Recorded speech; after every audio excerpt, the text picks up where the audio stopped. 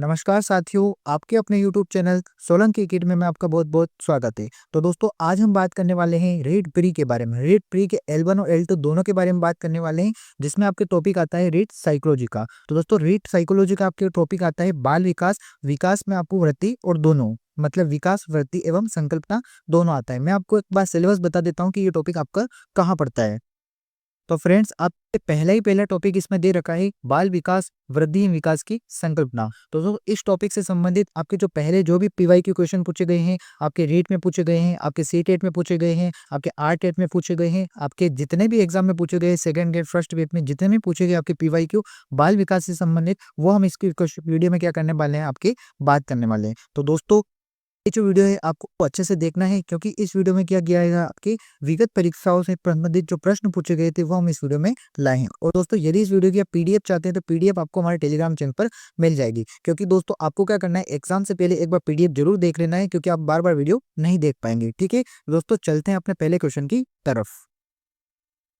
और दोस्तों Telegram channel का जो लिंक है वो डिस्क्रिप्शन बॉक्स में मिल जाएगा, तो वहां से आप टेलीग्राम पर चले जाइए और हमारे चैनल को ज्वाइन कर लीजिए, वहां को आपको पीडीएफ मिल जाएगी। तो दोस्तों पहला क्वेश्चन देखते हैं। पहला क्वेश्चन आपसे पूछा गया है, मानव विकास क्षेत्रों में विभाजित किया जाता है जो है, मतलब मानव विकास का जो क्षेत्र है उसको किस किस भाग में विभाजित किया जाता है। तो दोस्तों एक तो आपके शारीरिक भाग में विभाजित किया जाता है, दूसरा आपके संज्ञानात्मक होता है, तीसरा आपके संवेगात्मक होता है और चौथा आपके सामाजिक होता है। तो दोस्तों पहला ही ऑप्शन क्या हो जाएगा, इसमें आपका राइट हो जाएगा। ठीक है, अब ये दोस्तों ये जो क्वेश्चन आपके कहाँ पूछा गया था, तो ये क्वेश्चन आपके सी-टेट 2012 में पूछा गया था। तो दोस्तों मानव विकास के 4 क्षेत्र होते हैं, कौन कौन से होते हैं। पहला क्षेत्र होता है आपके शारीरिक, दूसरा क्षेत्र होता है संज्ञात्मक, तीसरा क्षेत्र होता है संवेगात्मक और चौथा क्षेत्र होता है आपका सामाजिक। इसमें आपको कंफ्यूज करने के लिए अध्यात्मक दे रखा है, लेकिन अध्यात्मक नाम का कोई भी आपके क्षेत्र नहीं होता है। ठीक है, तो इस बात का आपको ध्यान रखना है। कौन कौन से होते हैं, शारीरिक, संज्ञात्मक, संवेगात्मक और सामाजिक। और दोस्तों नॉर्मली इस प्रकार के क्वेश्चन रीट में पूछे जाते हैं। ठीक है, नेक्स्ट क्वेश्चन देखते हैं। सेकंड क्वेश्चन आपसे पूछा गया है कि विकास कैसा परिवर्तन है। दोस्तों ये जो क्वेश्चन है आपके आर-टेट, बी-टेट 2012 में पूछा गया था। तो विकास कैसा परिवर्तन है, तो दोस्तों विकास जो होता है वो किस प्रकार का होता है, तो वो होता है गुणात्मक होता है। ठीक है, विकास क्या होता है, गुणात्मक। अगर आपसे पूछे कि वृद्धि क्या होती है, तो दोस्तों वृद्धि जो होती है वो क्या होती है, मात्रात्मक होती है। क्या होती है, मात्रात्मक होती है।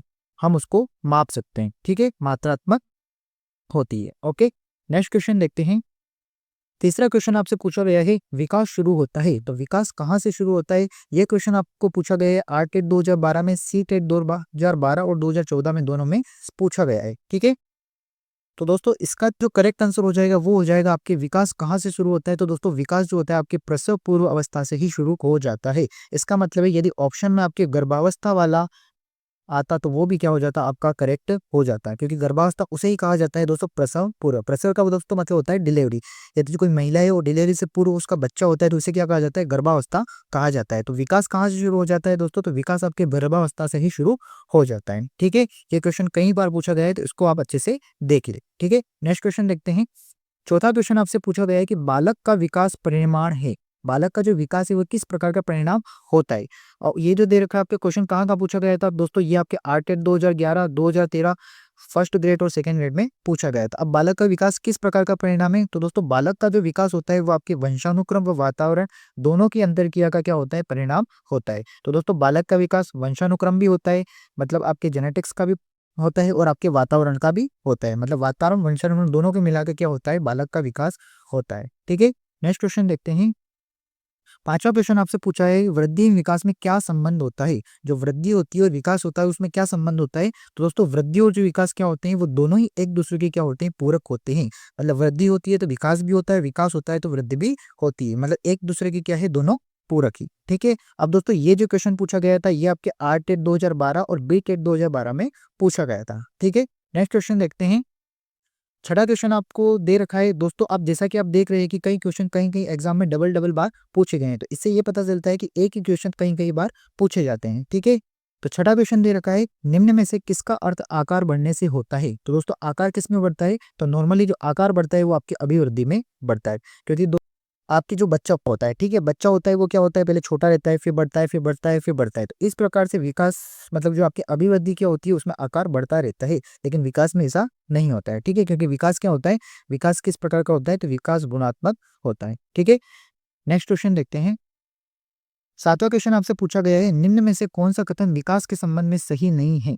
अब आपको इसमें से बताना है कि कौन सा कथन विकास के संबंध में सही नहीं है। ये क्वेश्चन आपके आरटेट 2012 में पूछा गया था। ऑप्शन ए के फर्स्ट दे रखा है, विकास प्रतिमानों की कुछ निश्चित अव्यवस्थाओं विशेषताओं की भविष्यवाणी की जा सकती है। तो बिल्कुल की जा सकती है। हम कहते हैं ना, कोई बच्चा डॉक्टर बनेगा, कोई बच्चा आपके इंजीनियर बनेगा, तो हम इस प्रकार की भविष्यवाणी कर सकते हैं।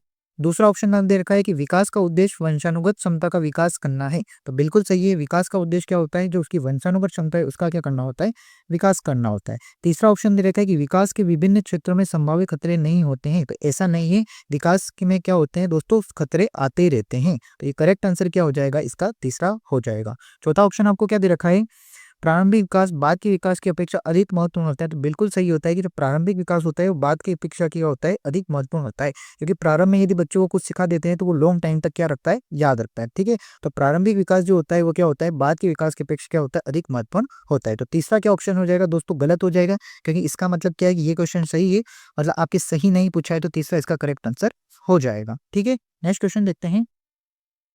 8वां क्वेश्चन आपसे पूछा गया है, वृद्धि के बारे में क्या सही नहीं है। तो दोस्तों वृद्धि के बारे में बताना है क्या सही नहीं है। टीईटी 2012 में क्वेश्चन पूछा गया था। ऑप्शन ए आपको दे रखा है, अभिवृद्धि जो होती है वो शारीरिक होती है। तो बिल्कुल करेक्ट है। अभिवृद्धि क्या होती है, शारीरिक होती है, शरीर इसमें बढ़ता रहता है। अभिवृद्धि मात्रात्मक होती है, मात्रात्मक होती है। तो बिल्कुल करेक्ट है। अभिवृद्धि मात्रात्मक होती है, इसमें एक बार बढ़ता है, फिर बढ़ता है, फिर बढ़ता रहता है। तीसरा आपको दे रखा है, अभिवृद्धि मापनीय होती है। तो बिल्कुल माप सकते हैं। चौथा दे रखा है कि अभिवृद्धि जीवन पर्यंत चलने वाली प्रक्रिया है। तो ये दोस्तों बिल्कुल इनकरेक्ट है। अभिवृद्धि होती है वो जीवन भर नहीं चलती, एक समय के क्या होती है, बच्चा बढ़ना क्या हो जाता है, बंद हो जाता है। दोस्तों जो विकास जो होता है वो निरंतर चलता रहता है। इस बात को आपको क्या रखना है, ध्यान रखना है। अभिवृद्धि के बारे में क्या सही नहीं है, तो ऑप्शन ये क्या हो जाएगा, 4 इसका करेक्ट आंसर हो जाएगा। ठीक है, तो अभिवृद्धि जो है वो जीवन पर्यंत नहीं चलती है। ठीक है, नेक्स्ट क्वेश्चन देखते हैं। नवा क्वेश्चन आपसे पूछा गया है कि बाल अध्ययन का पिता किसे कहा जाता है। तो दोस्तों बाल अध्ययन का जो पिता कहा जाता है वो किसे कहा जाता है, तो ये कहा जाता है स्टैनले हॉल को कहा जाता है। ठीक है, कब पूछा गया था, तो थर्ड ग्रेड का जो एग्जाम हुआ था 2013 में, उसमें ये क्वेश्चन पूछा गया था। ठीक है, तो बाल अध्ययन का पिता किसे कहा जाता है, स्टैनले हॉल को कहा जाता है। ठीक है, नेक्स्ट क्वेश्चन देखते हैं।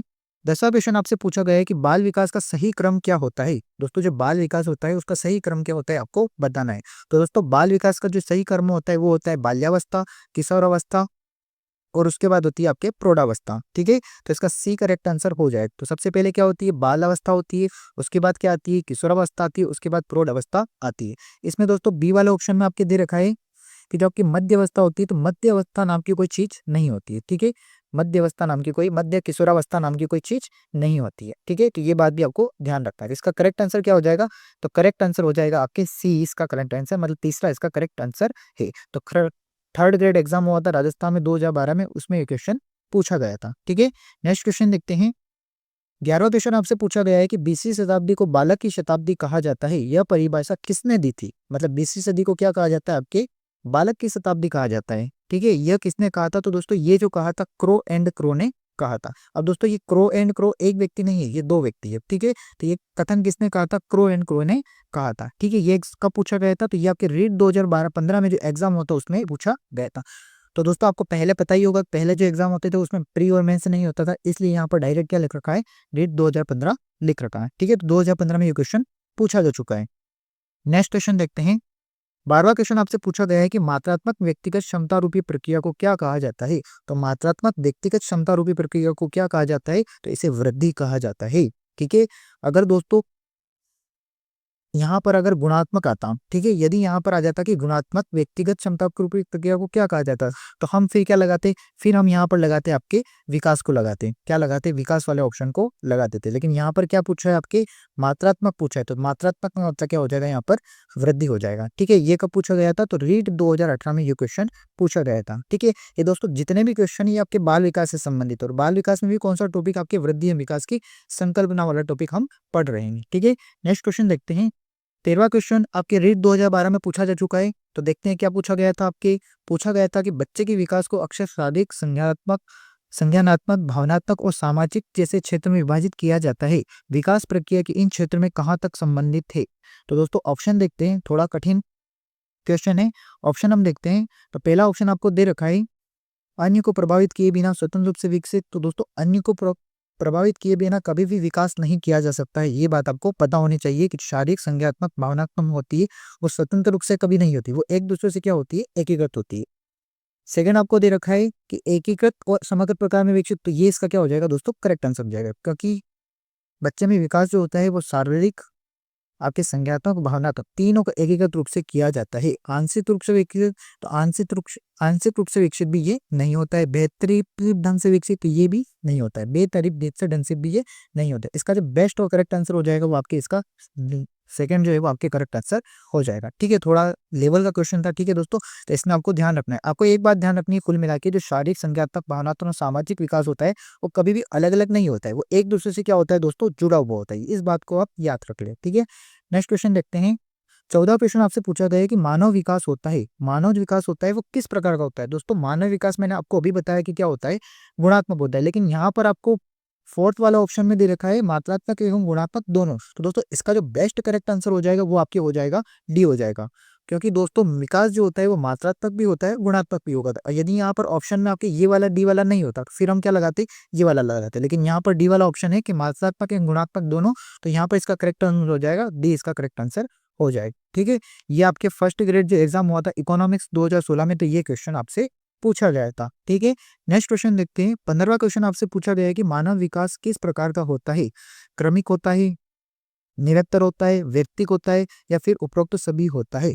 तो दोस्तों मानव विकास जो होता है वो तीनों प्रकार का होता है। ठीक है, विकास क्या चलता है, हमेशा निरंतर रूप से चलता रहता है, ये बात आपको ध्यान रखनी है। जबकि वृद्धि जो क्या होती है, एक निश्चित समय के बाद रुक जाती है, लेकिन निरंतर जो चलने वाला क्या चीज है, तो वो मानव विकास जो होता है वो निरंतर चलता रहता है। तो फ्रेंड्स आई होप आपको वीडियो जो है वो पसंद आया होगा। दोस्तों अगर इसी प्रकार की और भी वीडियोस चाहते हैं तो हमें कमेंट बॉक्स में जरूर बताएं कि सर इस प्रकार की पीवाई की वीडियो हमारे लिए लेकर आए। तो दोस्तों इस प्रकार की हम पीवाई की और भी वीडियोस लेकर आएंगे। और दोस्तों यदि ये वीडियो अच्छा लगा हो तो इसे लाइक करें, और आगे भी ऐसे वीडियोस चाहते हैं तो हमारे चैनल को सब्सक्राइब जरूर करें। और दोस्तों पीडीएफ चाहिए तो वो आपको हमारे टेलीग्राम चैनल पर मिल जाएगी। तो दोस्तों मिलते हैं अगले वीडियो में, तब तक के लिए थैंक यू सो मच।